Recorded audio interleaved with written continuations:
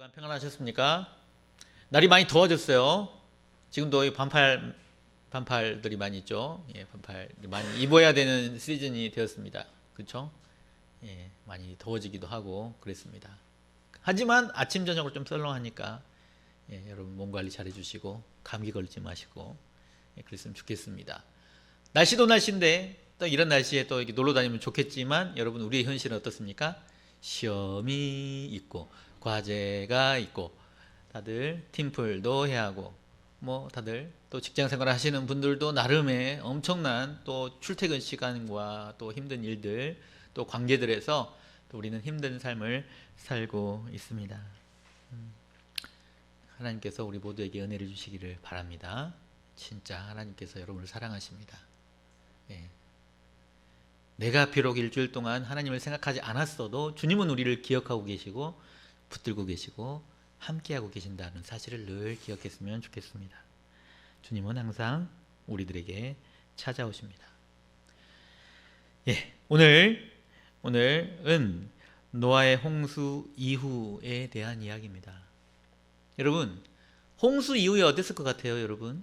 홍수 이후에 노아의 홍수로 온 세상의 모든 사람들이 다 죽고 그랬으니까 이제 새롭게 리셋된 거죠.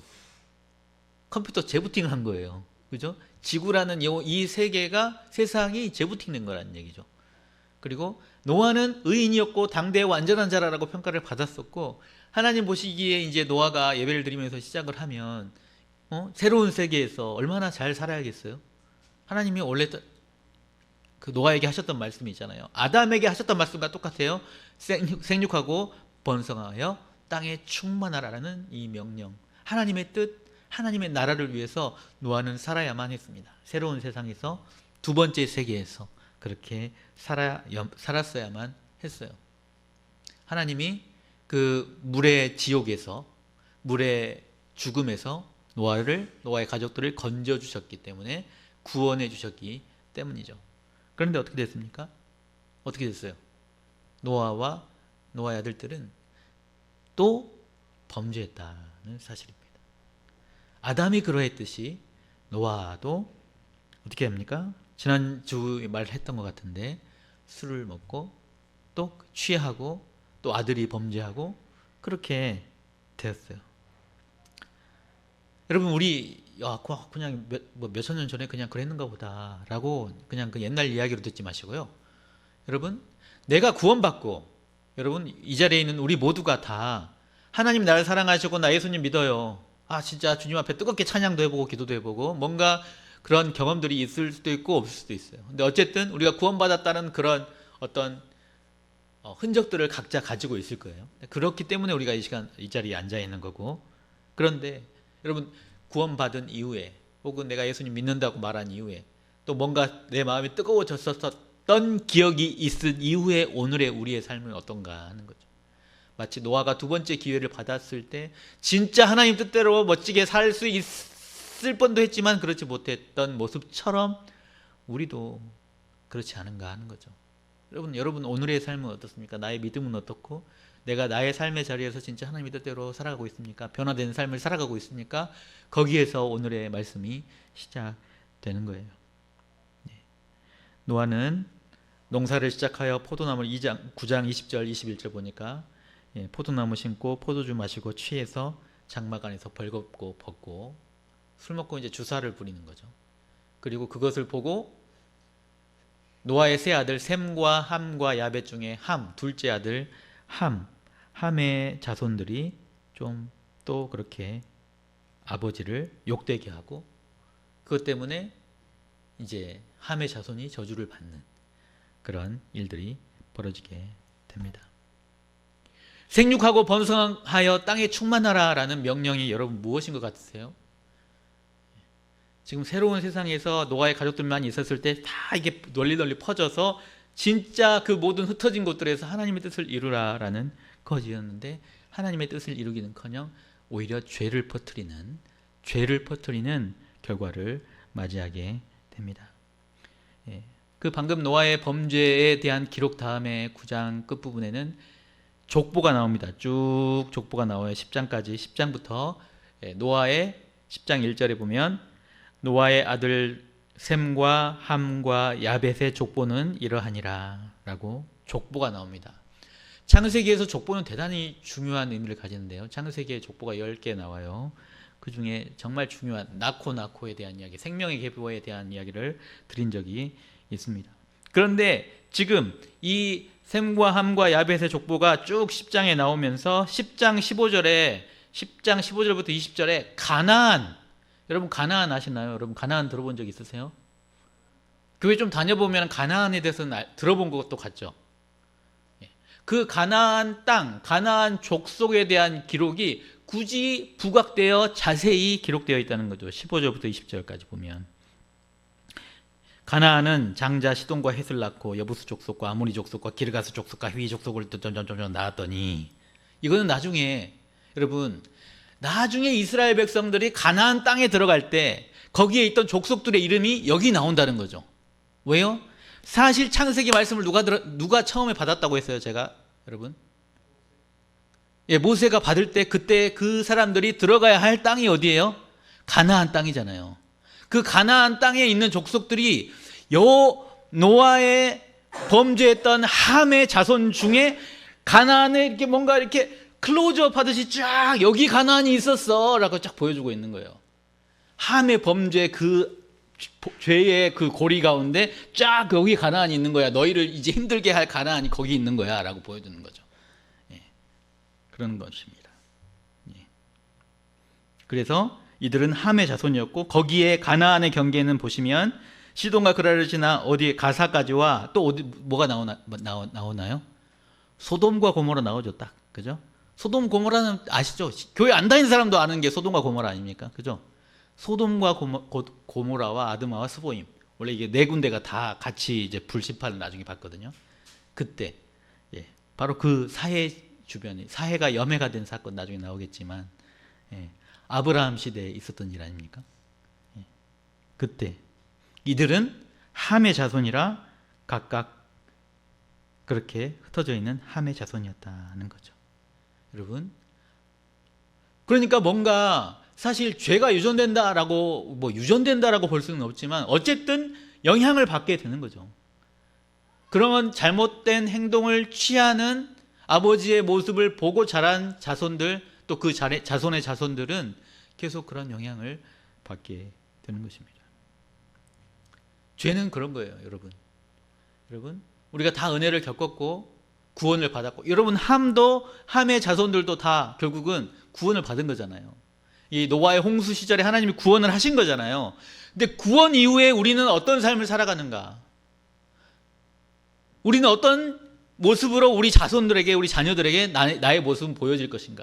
나의 뒷모습은, 우리 자녀들이 여러분 진짜 우리 신앙의 모습은요, 누가 제일 잘 알냐면 자녀가 제일 잘 알아요. 아무리 교회에서 장로님, 권사님, 심지어 목사님이어도 진짜 신앙의 모습은 자녀들이 다 잘 압니다.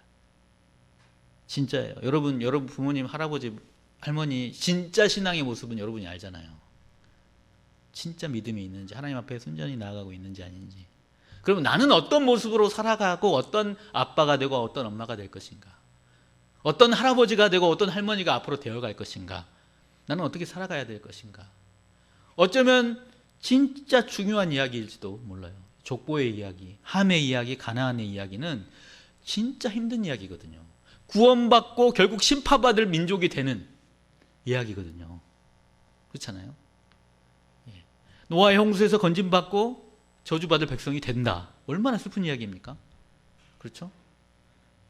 우리는 그렇지 않아야 할 것입니다. 우리 삶을 되돌아보아야 돼요. 진짜 여러분의 죄의식을 자극하려고 하는 이야기가 아니고요, 우리가 언제든지 그런 위험에 우리 모두가 다 처해 있다라는 사실입니다. 주님의 명령은 생육하고 번성하여 땅에 충만하는 것이었어요. 그곳에서 하나님 나라를 이루는 것이었습니다. 다시 말하지만 그런데 사람들은 죄의 나라를 이루고 말았다는 거예요. 그래서 이 사람들이 어떻게 했다고요? 11장에 이르게 됩니다. 11장에 1절에 보니까 1절 2절에 보니까 1절 2절 우리 함께 읽어볼까요? 11장 1절 2절 말씀 함께 읽어보도록 하겠습니다. 시작. 온 땅의 언어가 하나요 말이 하나였더라. 이에 그들이 동방으로 옮기다가 신할 평지를 만나 거기 거류하며 이들이 땅에 충만하면서 퍼져라 라고 말했어요. 그죠? 온 땅에 퍼지는 게 하나님 뜻이었습니다. 씨 뿌려지듯이 그게 하나님 뜻이에요. 생육하여 번성하여 땅에 충만하게 퍼지는 게 하나님 뜻이에요. 근데 어떻게 했다고요? 모여서 어디 모였다고요? 신할 평지라는 곳에 모였다는 거예요. 이게 사실은 대단히 엄청난 동사입니다. 하나님의 뜻은 뭐였다고요? 퍼져서 충만하는 거. 근데 사람들은 뭐 했다고요? 모였어요. 신할 평지라는 곳에. 지금 어떤 것을 계속 전해주면서 죄를 계속 키워가면서 모였어요. 그러면서 뭐라고 말합니까? 11장 3절 시작. 서로 말하되 자 벽돌을 만들어 견고히 굽자 하고 이에 벽돌로 돌을 대신하며 역청으로 진흙을 대신하고. 그래서 뭘 만들자? 탑을 만들자라고 말하는 거죠. 여러분 역청, 여기서 역청에 주의해야 한다고 생각합니다. 역청. 여러분 역청은 무엇의 재료였는지 아십니까? 여러분 방주의 재료였습니다. 노아의 방주 구원의 방주를 만들 때 시띠나무와 역청을 바르라고 하나님이 알려주신 방법이에요. 천연 코팅제 코르타르 딱 코팅하고 딱 굳었을 때는 전혀 물이 들어올 수 없고 딱 보존될 수 있도록 노아의 방주가 그렇게 만들어졌죠. 노아의 방주의 뜻은 무엇이에요? 구원이죠. 사실은 이 역청은 예수님의 십자가 보혈을 상징하기도 합니다. 그렇게 상징하기도 해요. 역청이라는 것이 튼튼하게 보호하는 승리에 딱 보호해 주시는 그런. 근데 그걸 가지고 지금 뭐 하고 있어요? 벽돌을 가지고 역청을 발라서 뭘 만들어요? 바벨탑을 만들었죠. 바벨탑. 4절 한번 읽어보겠습니다. 4절 시작. 또 말하되 자 성읍과 탑을 연결하여 그 탑 꼭대기를 하늘에 닿게 하여 우리의 이름을 내고 온 지면에 흩어짐을 면하자 하였더니. 그래서 이것을 일컬어 우리는 무엇이라고 부릅니까? 바벨탑이라고 부르죠. 바벨탑은 다 들어보셨잖아요. 바벨탑 하니까 우리는 어떤 생각이 드냐면 석가탑, 다보탑처럼 그런 탑일 것이다 생각을 하지만 여러분 그렇지 않습니다. 실제로 원어에도 이르라고 되어 있어요. 이르, 도시라고 되어 있어요. 도시. 도시인데 우리가 생각하는 그냥 이렇게 넙대대한 퍼지는 이런 도시가 아니죠. 이렇게 모여서 동그랗게 이렇게 쌓아가는 도시 형태인 거죠. 성이랑 도시랑 합쳐진 어떤 그런 형태의 어떤 구조물이라고 보면 됩니다. 그래서 어떻게 하는 거예요? 높게 쌓아갈 수 있고 그 성벽을 중심으로 이게 아파트처럼 이렇게 살아갈 수 있는 그런 구조인 거죠. 그렇게 생각을 하시면 됩니다. 그런데 하는 말이 뭐예요? 자, 우리가 건설하는데 너 높게 쌓아가 보자. 그래서 어디에 닿게 하자? 하늘에 닿게 하자. 두 번째, 뭐 하자? 우리의 이름을 내자. 세 번째, 어떻게 하자? 온 지면에 흩어짐을 면하자. 라는 이 세 가지의 말을 합니다. 이것이 죄 그리고 하나님을 대적하는 어떤 세상의 메시지들인 것이죠.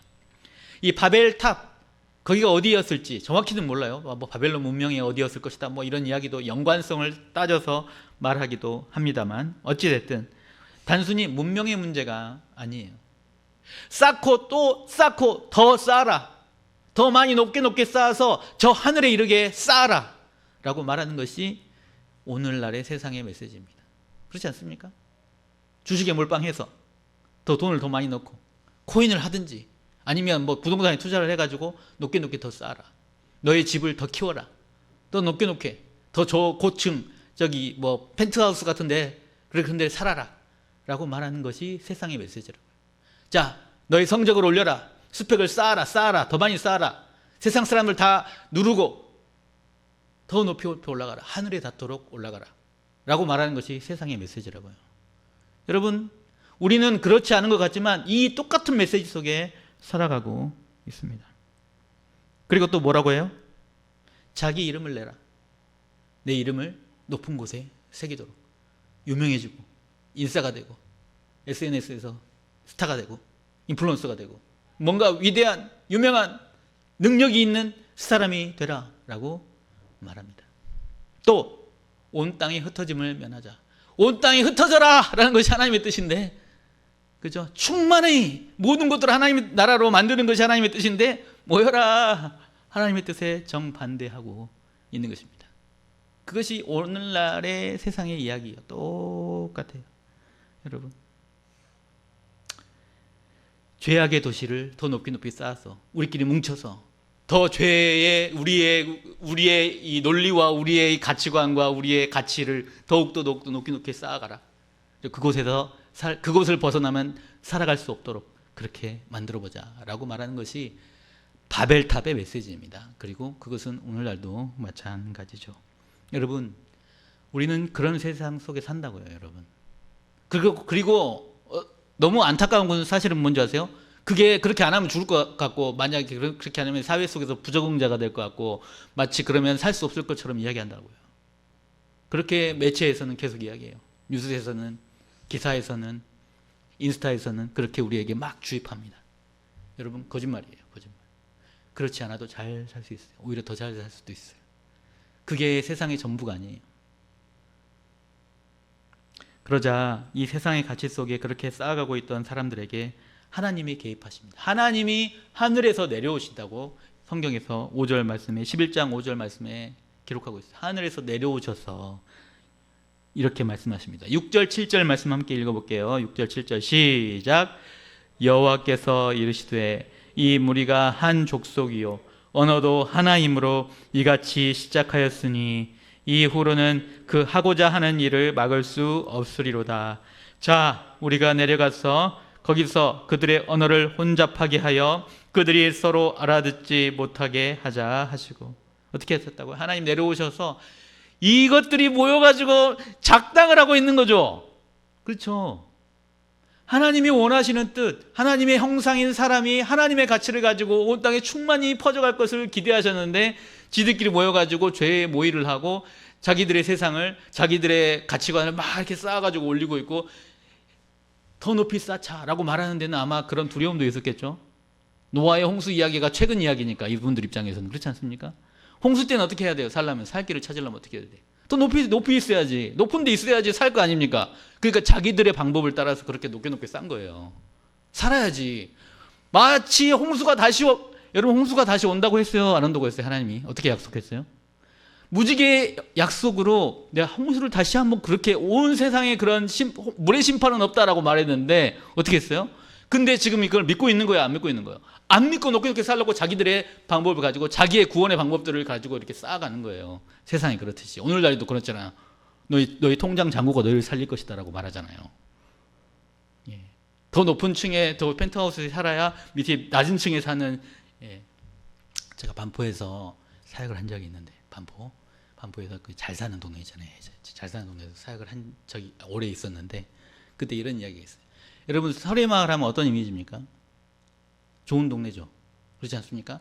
근데 거기 사람들은 설해 거지들이라고 그래요. 사람들이. 설해마을 거지들, 이렇게. 물론 저 앞에서 그렇게 말하지 하진 않습니다. 근데 자기들끼리 이야기하는데. 그러니까 그렇게 자기들끼리, 그리고 몇 동에 살면 이렇게. 뭐 이렇게 서로.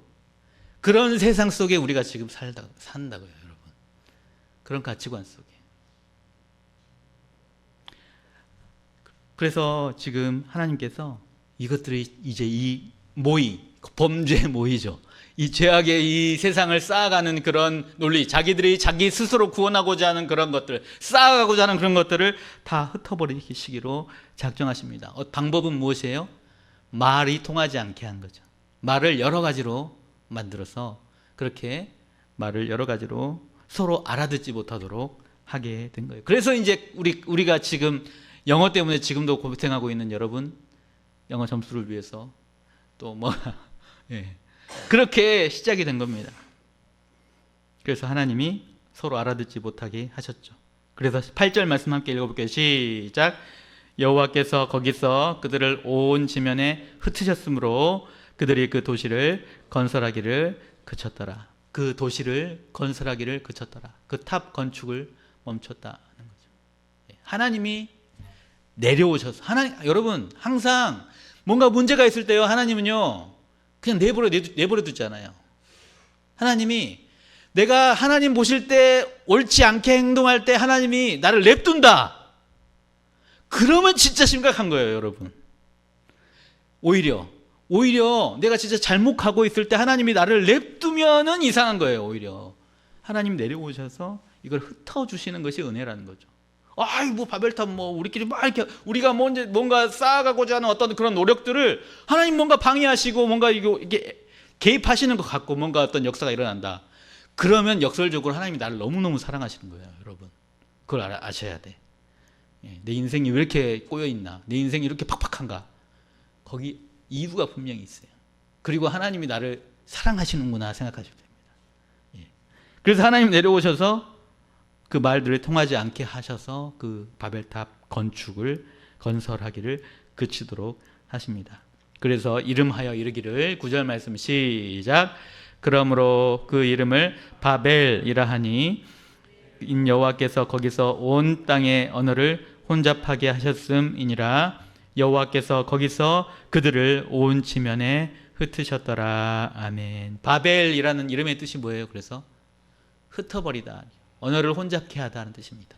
언어를 쪼개버리는 거죠. 그런 뜻이 바벨이에요. 바벨이라는 말의 뜻이 그렇습니다. 나누어 버렸다. 다시 말씀드리지만 노아와 남겨진 두 번째 기회를 살아가는 사람들에게 있어서 미션은 무엇이었다고요? 생육하여 번성하여 온 땅에 충만해서 흩어져서 그곳에서 하나님의 나라를 이루라라는 것이었습니다. 그런데 이 사람들 어떻게 했다고요? 모여서 이름을 냈고 쌓고 쌓아서 자기들의 구원을 어쨌든 만들어 보자라는 오늘날의 세상의 가치관과 똑같은 그런 것들을 했을 때 하나님 어떻게 하셨다고요? 흩어버리셨다고요. 강제로. 그러면 강제로 흩어버렸으면 어땠을까요? 그 사람들 되게 당혹스러웠겠죠. 힘들었겠죠. 그렇죠? 근데 그게 은혜였어요. 원래 하나님의 뜻대로 그렇게 흩어버리셨어요. 그렇게 흩어버리셨습니다. 아담에게 주셨던 미션, 노아에게 주셨던 미션, 그리고 우리에게 주셨던 미션도 마찬가지예요, 여러분. 하나님이 여러분에게 바라신 게 뭘까요? 각자에게 바라는 게 뭘까요? 그냥 현재 지금 이 자리에서 내 가정에서 그냥 계속 그냥 그렇게 하나님이 나에게 바라시는 게 있어요. 하나님이 내가 가서 그곳에서 하나님 나라를 이루라고 하는 그런 어떤 나에게 허락하실 그런 영역들이 있어요. 그게 무슨 비전이든 꿈이든 뭐 나에게 뭐 가정이든 뭐 직장이든 뭐든 그게 무엇일지는 모르겠지만 어찌됐든 하나님이 나에게 가라고 하신 곳들이 분명히 있습니다. 그곳에서 하나님의 뜻을 이루어 가야 해요. 그게 하나님이 주신 사명입니다. 뭔가 위대한 성교지 가서 뭘 해라 이런 거 그런 사람도 있을 수 있겠지만 적어도 오늘 나를 보내시는 곳은 어디인가 그런 것을 고민해야 돼요. 근데 그것과 상관없이 나는 내가 여기 가족 싸우니 하고 맨날 안주하려고 하고 머무르려고 하는 것도 하나님 보실 때 옳지 않습니다. 그리고 이제 다시 강제로 하나님께서 이 백성들을 흩으신 다음에 다시 족보가 나와요. 아까 10장에서 어떤 족보가 나왔다고 했나요? 노아 세 아들, 그죠? 야벳과 함과 셈의 족보가 나와요. 그리고 바벨탑의 이야기가 나온다고요. 그죠? 그리고 다시 족보가 나와요. 누구의 족보? 셈의 족보. 셈의 족보는 그럼 어디 나와요? 여기도 나오고 여기도 나오는 거죠. 샌드위치처럼. 그렇죠? 그냥 의미 없이 되어 있지 않습니다. 이 바벨탑의 사건 이후에 세상이 그렇게 흘러가도 하나님은 두 족보를 통해서 족보가 의미하는 바가 뭐라고 했죠? 낳고 이어가는 것. 무엇을? 하나님의 뜻, 하나님의 사명을 이어가는 것. 누가? 셈이 이어갑니다. 그래서 셈이 아르박사를 낳고 이렇게 나가는 거예요. 쭉 낳다가 누가 나오느니라? 데라. 한번 읽어볼까요? 11장 26절 말씀 함께 읽어볼게요. 11장 26절 시작. 데라는 70세에 아브람과 나홀과 하란을 낳았더라. 여러분 아브람 아시나요? 아브람? 아직 나중에 아브라함으로 바뀌긴 하지만 여러분 그래도 우리가 아는 인물이 드디어 나오게 되는 거예요. 아브라함은 이름이 여러분 무엇으로 알려져 있습니까? 믿음의 조상으로 알려져 있죠. 그렇게 이 계보가 이어져 온다고요. 아담으로부터 시작된 우리가 오늘 이야기는 사실 뭐 바벨탑 이야기는 알 수 있겠지만 결국은 이 흐름 속에 있어요. 여러분 세상의 가치관의 흐름 속에 계속 우리에게 주어진 사명은 흩어져서 거기서 낳고 낳아서 충만하라라는 하나님의 뜻입니다. 거기서 나를 통해 나의 자녀가 아브라함처럼 태어나는 거예요. 내가 하나님을 찾고 주 앞에 온전히 서려고 할 때 나는 부족하더라도 셈의 자손을 통해서 데라가 나오고 아브라함이 나오는 거예요. 여러분의 자손 중에, 여러분의 아들 중에 딸 중에 이 세상을 구원할 만한 하나님의 사람이 일어난다고요. 그것이 중요합니다.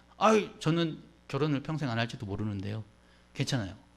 낳고 낳는 것은 전도를 포함, 하나님 나라 관점에서 그렇지 않습니까? 내가 우연히 복음을 전한 그 누군가가 진짜 하나님의 사람으로 설 수 있다고요.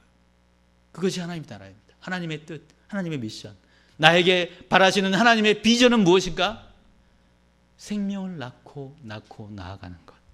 그것입니다. 청년인 여러분, 우리 각자 이제 앞으로 가정을 이룰 거고 취직을 할 거고 자리를 잡을 거고 또 교회에 또 중직들이 되기도 하고 뭐 이런저런 모습으로 앞으로 살 거예요. 여러분 무엇을 위해 살아가겠습니까? 어떤 가치를 위해 살겠어요? 여전히 여러분 10년 뒤 20년 뒤에도 세상은 뭐라고 말할까요? 이야 지금은 주식 아니고 이제 그때는 AI가 훨씬 더 심해졌겠지. 그럼 뭐가 더 중요할까? 하여튼 그럴 거 아니에요. 세상은 똑같이 말할 거예요. 더 많이 쌓고 더 많이 가져라. 누구를 억누르고 더 위로 올라가라. 너의 이름을 내라. 그리고 너의 성을 쌓아라. 라고. 그러면 우리는 어떤 낳는 삶을 살아가야 할까요? 어떤 믿음의 삶을 살아가야 하겠습니까? 세상의 명령들 가운데 우리는 진짜 생명의 계보를 이어가야 되는 거죠. 진짜 복음의 삶을 살아가야 한다는 거죠. 이 자리에 있는 청년들 중에 오늘 누군가가 진짜 내가 그렇구나, 내가 진짜 그렇게 좀 살아봤으면 좋겠다. 복음에 붙들린 삶, 주님의 마음을 알고 주님이 뜻대로 하나님의 나라를 이루어가는 삶을 살아봤으면 좋겠다. 그렇게 내 마음에 조금이라도 결단을 할 수 있으면, 그리고 내가 앞으로 살아가고 내 진로를 결정하고 내가 만날 배우자를 결정하고 내가 진짜 뭔가 위를 할 때 그 관점에서 고민하고 기도하면서 나아간다면 하나님은 반드시 하나님의 자녀들을 여러분의 계보를 통해서, 여러분의 가정을 통해서, 또 직장을 통해서, 내가 만날 그 누군가를 통해서 그렇게 이루어 가실 줄로 믿습니다. 바로 그것이 하나님 나라예요. 그것이 비전입니다. 이제 우리 같이 찬양하며 나아가도록 하겠습니다.